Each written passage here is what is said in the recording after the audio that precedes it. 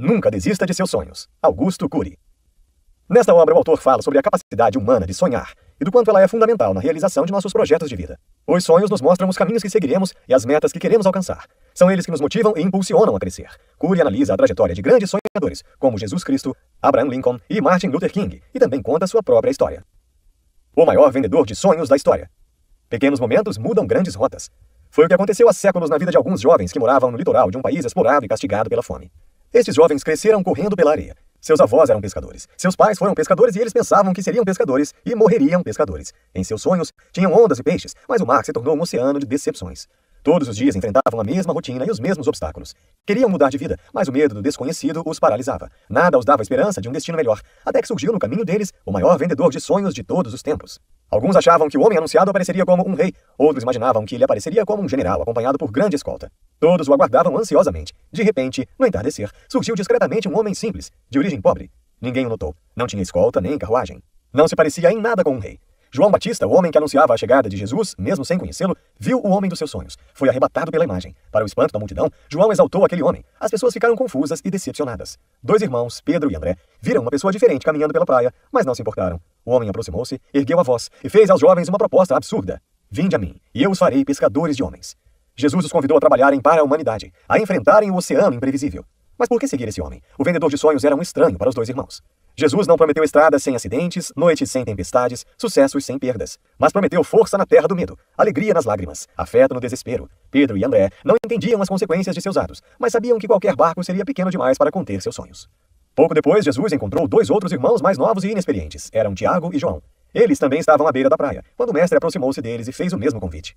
Cury diz que os jovens foram corajosos ao atender ao convite de Jesus Cristo. Tinham muitos defeitos em sua personalidade, mas começaram a ver o mundo de outra maneira. Não sabiam o que iriam comer, nem aonde iriam dormir. Só sabiam que Jesus queria mudar o pensamento do mundo. O autor questiona: quem foi mais audacioso? Os discípulos ao seguirem Jesus, ou Jesus ao escolhê-los? Cury diz que Mateus tinha péssima reputação. Era coletor de impostos em uma época em que os coletores eram famosos pela corrupção. Ele era sociável, gostava de festas e provavelmente usava dinheiro público para isso. Tomé tinha a paranoia da insegurança. Só conseguia acreditar naquilo que tocava. Pensava rápido e desacreditava rapidamente também. Não tinha sensibilidade e imaginação. Desconfiava de tudo e de todos. Pedro era o mais forte, determinado e sincero do grupo. Porém, não era culto, era intolerante, irritado, agressivo, inquieto, indisciplinado. E não suportava ser contrariado. Impunha suas ideias e sempre repetia seus erros. João era o mais jovem, amável, prestativo e altruísta. Porém, também era ambicioso, irritado e intolerante. Não tinha empatia e nem pensava antes de reagir. Judas Iscariotes era moderado, dosado, discreto, equilibrado e sensato. Nunca tomou uma atitude agressiva ou impensada. Jamais foi repreendido por seu mestre. Provavelmente era o mais culto dos discípulos. Preocupava-se com as causas sociais. Agia silenciosamente. Cury diz que se uma equipe de psicólogos analisasse a personalidade do time escolhido por Jesus, provavelmente todos seriam desaprovados, exceto Judas. Jesus preferiu trabalhar com jovens completamente desqualificados. Quis começar do zero. Preferiu a pedra bruta à mal lapidada. Jesus fornecia sonhos que faziam seus discípulos crescerem. Vendia o sonho de um reino justo, da liberdade, da eternidade, da felicidade inesgotável. O mestre dos mestres tinha de revolucionar a personalidade do seu pequeno grupo para que os discípulos revolucionassem o mundo.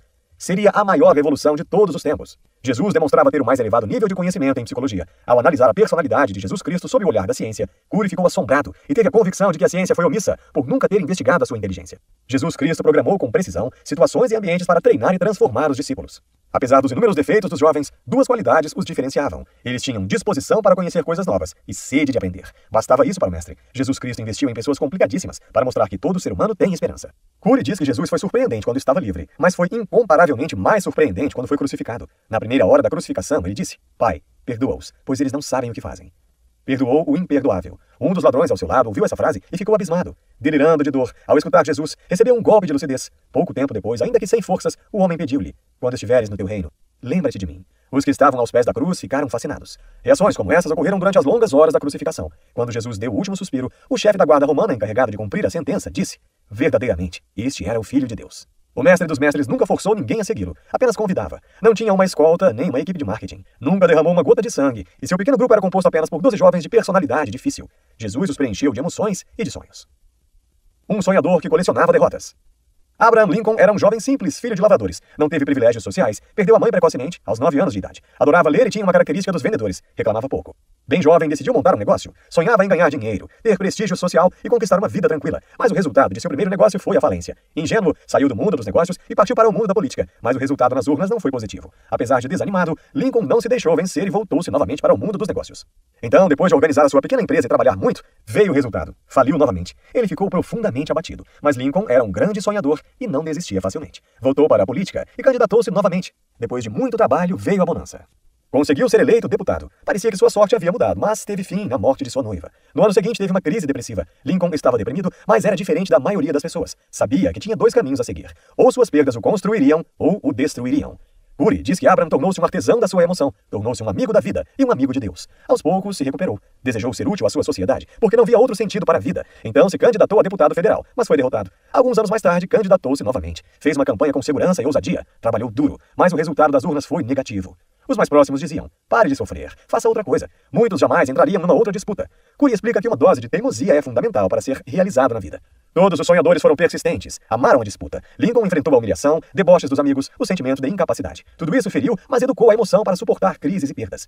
Os sonhos são o melhor remédio para curar frustrações. O autor conta que o sonhador surgiu do caos. Ninguém acreditava, mas Abraham decidiu enfrentar mais uma campanha para o Congresso. Perdeu mais uma vez. Entretanto, quando todos esperavam que ele não se erguesse mais, depois de algum tempo, levantou-se das cinzas. Ele apareceu na roda dos políticos e, para espanto de todos, teve a coragem de se candidatar para o Senado. A campanha foi diferente. Deixou de ser refém do passado. Ele tinha uma grande ambição. Desejava o sucesso para que pudesse ajudar a humanidade, mas foi novamente derrotado.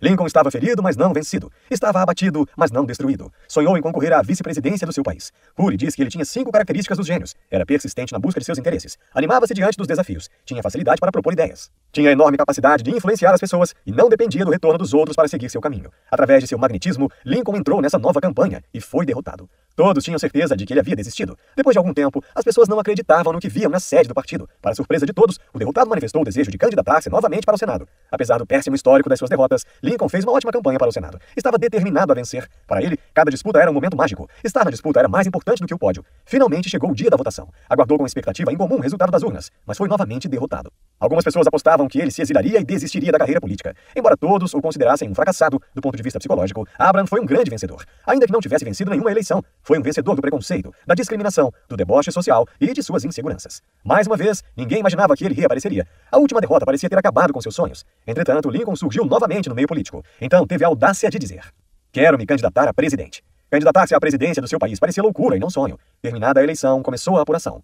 Abraham Lincoln estava muito ansioso. Para muitos, ele estava prestes a acrescentar mais um fracasso ao seu histórico. Finalmente chegou o resultado. Eleito o 16º presidente dos Estados Unidos da América do Norte. Não apenas foi eleito, como se tornou um dos políticos mais importantes da história moderna. Foi o presidente que emancipou os escravos do seu país, foi uma das maiores figuras da democracia moderna e dos direitos humanos. Teve todos os motivos para abandonar seus sonhos, mas apesar de todas as crises e frustrações, jamais desistiu deles.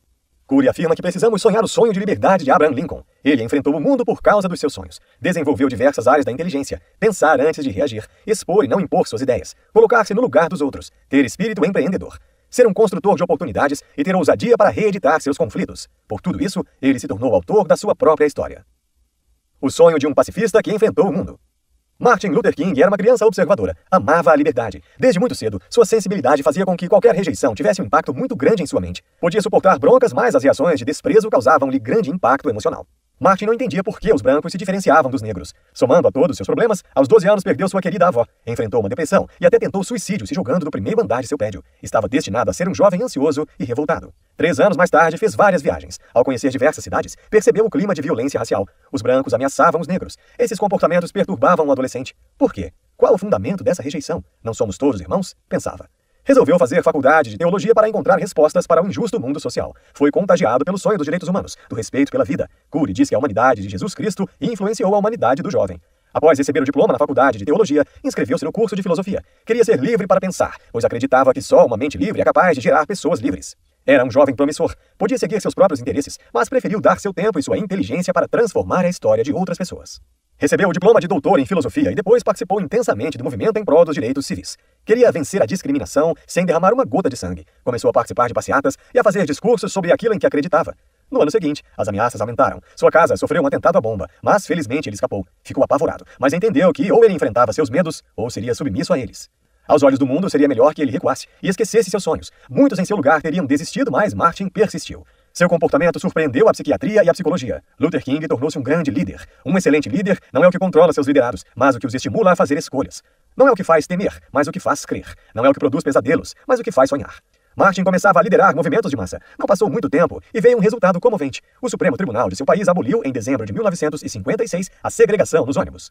Negros poderiam frequentar ônibus junto com os brancos. Foi uma vitória, mas apenas o começo da caminhada. Os sonhos continuaram e os perigos se multiplicaram. Mais tarde, as pressões exercidas por Martin conseguiram liberar aos negros o acesso aos lugares públicos. Os movimentos aumentaram e se tornaram incontroláveis. Dirigiu uma marcha com 250 mil pessoas e fez um discurso contando seu sonho de ver brancos e negros juntos. Dessa marcha resultaram a Lei dos Direitos Civis e a Lei dos Direitos de Voto. Foi preso diversas vezes, algumas durante atos públicos. Enfrentou a solidão. Curry diz que para muitos, a solidão é uma companheira intolerável, mas para os sonhadores é um brinde à reflexão. Os que têm grandes projetos precisam de uma dose de solidão para elaborarem seus sonhos. Durante uma permanência de 8 dias na prisão, ele escreveu a Carta de uma Prisão em Birmingham, uma carta aberta a um grupo de sacerdotes brancos do Alabama. Ele queria o apoio de todos os brancos que diziam amar a Deus. A luta de Luther King pelos direitos humanos contagiava poetas, pensadores, conquistava outras nações. Logo veio o reconhecimento. Recebeu o Prêmio Nobel da Paz. Ganhou mais força para lutar. Em 4 de abril de 1968, Martin Luther King tinha aproximadamente 40 anos e foi assassinado por um atirador branco. Morreu pelos seus sonhos. A bala produziu hemorragia, mas não estancou seus sonhos. Um sonhador que desejou mudar os fundamentos da ciência e contribuir com a humanidade. Augusto Curry teve uma infância difícil, mas divertida. Sua família era simples e ele teve 5 irmãos. Quando tinha 5 anos, seu canário morreu. Um parente, querendo lhe ensinar a ter responsabilidade, disse que o canário tinha morrido de fome, porque ele não havia alimentado. Essa frase, aparentemente ingênua, gerou um enorme sentimento de culpa. Curry chorava escondido pensando na dor da fome do seu canário. Por diversos motivos, Curry cresceu hipersensível. Pequenos problemas causavam grande impacto em sua emoção, mas as dificuldades da vida, os atritos com os irmãos, as brincadeiras nas ruas, estimularam sua personalidade. Tornou-se dinâmico, impulsivo e criativo. Augusto Curry detestava a rotina dos estudos. Vivia distraído, desconcentrado, desconectado da realidade. Seu pai tinha um problema de saúde e desde cedo estimulou o filho a ser médico. Ele era famoso por comportamentos que fugiam do normal. Era sociável e afetivo, mas extremamente irresponsável. Gostava de festas e poucos compromissos. Quando dizia que queria ser médico, muitos davam risadas, mas seus pais continuavam o estimulando.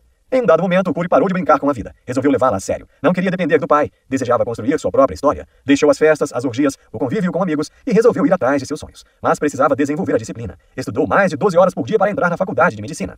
Do segundo para o terceiro ano, teve uma crise depressiva. Ninguém notou sua crise e a escondeu dos colegas e dos mais íntimos. Quando quase não existia esperança, algo aconteceu. Voltou para dentro de si mesmo. Começou a questionar qual o sentido da sua vida e qual sua postura diante do próprio sofrimento. Então resolveu deixar de ser vítima e tentar ser líder de sua psique. Decidiu ir à luta contra o pior inimigo, aquele que não se vê. Criticava sua dor e questionava seus pensamentos negativos. Nessa trajetória, entendeu que quando as pessoas estão sofrendo e precisam mais de si mesmas, elas não se interiorizam, se abandonam.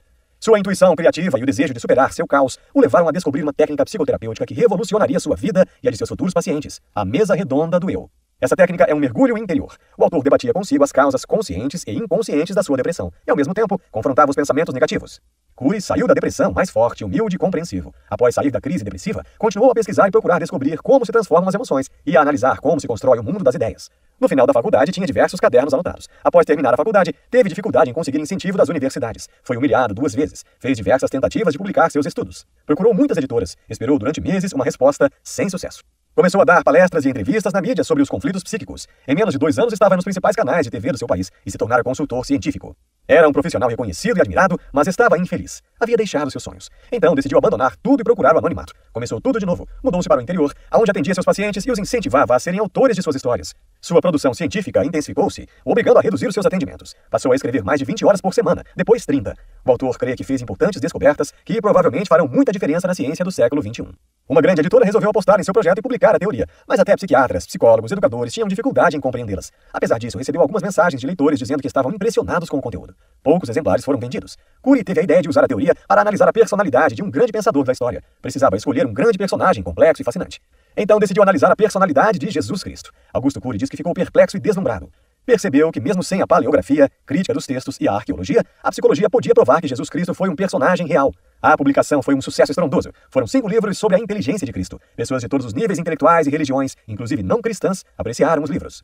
O autor afirma que os alicerces de sua personalidade não são os sucessos, e sim as lágrimas, dores e fracassos que vivenciou. Ele tem o desejo de que muitos jovens e adultos, através da leitura deste livro, sejam audaciosos em pensar e que possam ir mais longe do que ele. A humanidade precisa de pensadores apaixonados pela existência e que nunca desistam de seus sonhos. Augusto Curry. Insights.